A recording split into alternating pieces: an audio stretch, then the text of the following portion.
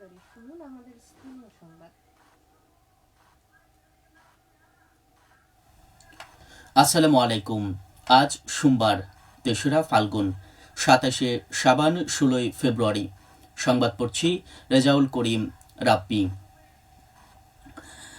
আগামীকাল নবনির্বাচিত সংসদ সদস্যের শপথ এবং একই দিন নতুন মন্ত্রিসভার শপথ গ্রহণ অনুষ্ঠিত হবে।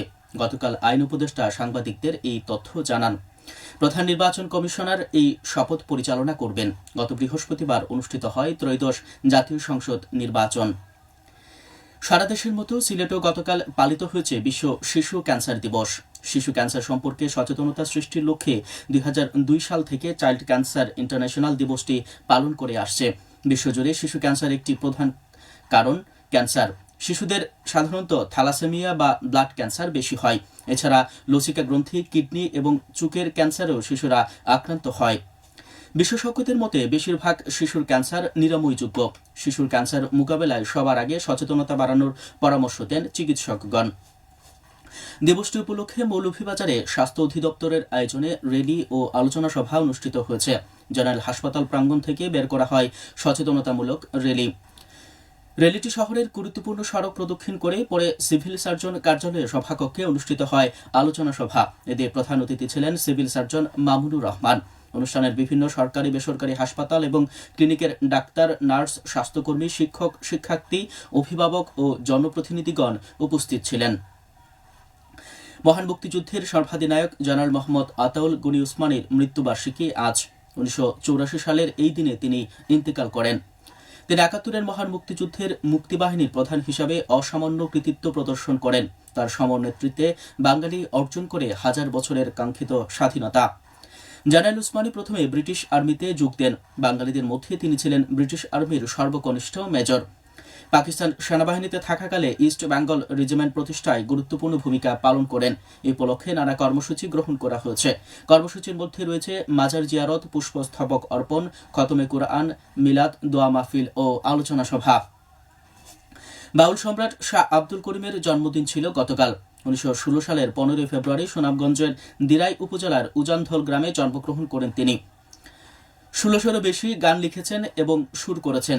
সঙ্গীতের অসামান্য অবদানের স্বীকৃতি হিসাবে ২১শে পদক ছাড়াও তিনি পেয়েছেন সিটিসেল চ্যানেল আই সম্মাননা, সিলেট সিটি কর্পোরেশন নাগরিক সংবর্ধনা, বাংলাদেশ জাতিসংঘ সমিতি, অভিমত শিল্পকলা একাডেমি, খান বাহাদুর এহিয়া সম্মাননা সহ বহু পদক ও সম্মাননা।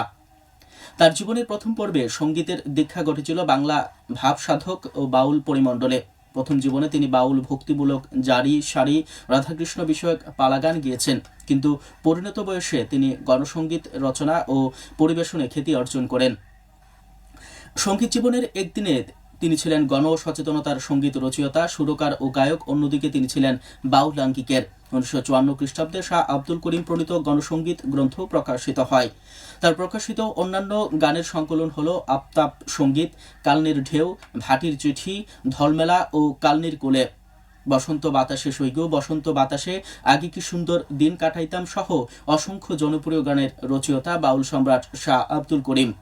১৯০৯ সালে ১২ সেপ্টেম্বর মৃত্যুবরণ করেন।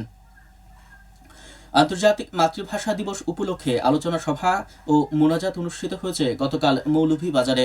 এম সাইফুর রহমান অডিটোরিয়াম সভায় প্রধান অতিথি ছিলেন জেলা ইসলামিক ফাউন্ডেশনের উপপরিচালক মোহাম্মদ ফারুক আহমেদ। সভায় ভাষা শহীদদের আত্মার মাগফিরাত এবং দেশ ও জাতির মঙ্গল কামনা করে বিশেষ মোনাজাত অনুষ্ঠিত হয়। জেলা ইসলামিক ফাউন্ডেশন এর আয়োজন করে। পবিত্র রমজান উপলক্ষে খাদ্য সামগ্রী বিতরণ করা হয়েছে গতকাল সিলেটের কোম্পানিগঞ্জে। উপজেলার ১২৫ জন অসহায় ও দরিদ্র মানুষকে এসব খাদ্য সামগ্রী প্রদান করা হয়। এর মধ্যে রয়েছে চাল, ডাল, পেঁয়াজ, তেল, ছোলা সহ বিভিন্ন প্রয়োজনীয় খাদ্যপণ্য। একটি বেসরকারি স্বেচ্ছাসেবী সংস্থা এর উদ্যোগ নেয়। মৌলভীবাজারের রাজানগর কলেজ পয়েন্ট থেকে বালাগঞ্জ উপজেলা পয়েন্ট পর্যন্ত জাতীয় মহাসড়কের উন্নয়ন প্রকল্পের কাজ এগিয়ে চলছে। এতে ব্যয় হচ্ছে ১৮.৫ কোটি টাকা। প্রকল্পের আওতায় ব্রিজ, কালভার্ট, রাস্তা প্রশস্তকরণ সহ মাটি ভরাট, আরসিসি ঢালাই, পিচ সহ আনুষঙ্গিক কাজ অন্তর্ভুক্ত রয়েছে। ১৭ কিলোমিটার দীর্ঘ সড়কটি নির্মাণ করছে সড়ক ও জনপথ অধিদপ্তর। সিলেটের সড়ক দুর্ঘটনায় এক ব্যক্তি নিহত হয়েছেন। গতকাল শহরতলির মুগলাবাজার থানার পাড়াইচরক নামক এলাকায় এই ঘটনা ঘটে।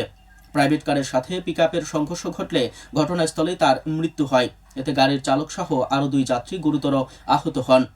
স্থানীয়রা দ্রুত তাদের উদ্ধার করে হাসপাতালে পাঠান। সবশেষে আবহাওয়া। আজ বেলা 1টা পর্যন্ত পূর্বাভাসে বলা হয়েছে সিলেট সহ পার্শ্ববর্তী এলাকার জন্য কোনো সতর্ক সংকেত নেই এবং কোনো সংকেতও দেখাতে হবে না। আজ সিলেটে সূর্যোদয় হয়েছে 6টা 26 মিনিটে এবং সূর্য অস্ত যাবে সন্ধে 5টা 47 মিনিটে। সংবাদ শেষ হলো। পরবর্তী স্থানীয় সংবাদ প্রচারিত হবে দুপুর 1টা 5 মিনিটে।